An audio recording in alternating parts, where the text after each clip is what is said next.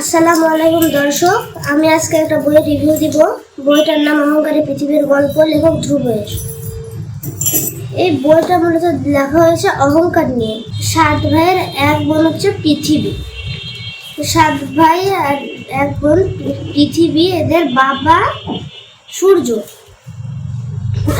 এখন ওই পৃথিবী অনেক অহংকার করে। এখন এত অহংকার যে তার ভাইদের সাথেও ঠিকঠাক ভাবে কথা বলে না। যদি পারে তাহলে আরো ঝগড়া করে। এখন হচ্ছে এমন ভাবে চলতে শুরু হলো দ্বিতীয় বিশ্বযুদ্ধে আর পৃথিবী হচ্ছে অনেক ঘায়ল হলো।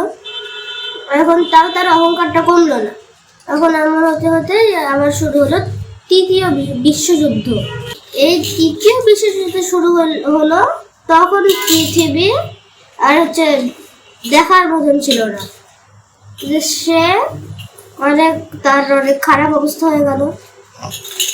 এখন 7 ভাই নিজেদের মধ্যে আলোচনা করলো যে যতই হোক আমাদেরই তো বোন, একটু সাহায্য করি।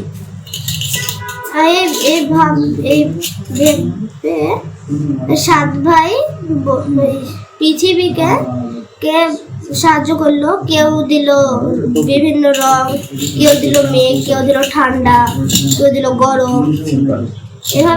এভাবে সবাই বিভিন্ন কিছু দিয়ে পৃথিবীকে সাহায্য করলো।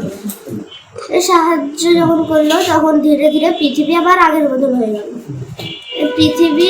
পৃথিবীর যে শিক্ষা হলো, এই কারণে এরপর থেকে আর পৃথিবী তাদের সাথে অহংকার করলো না করে তাদের সাথে ভালোভাবে কথা বলে ভালো হয়ে গেল। তার চেয়ার এখন অহংকার করে না।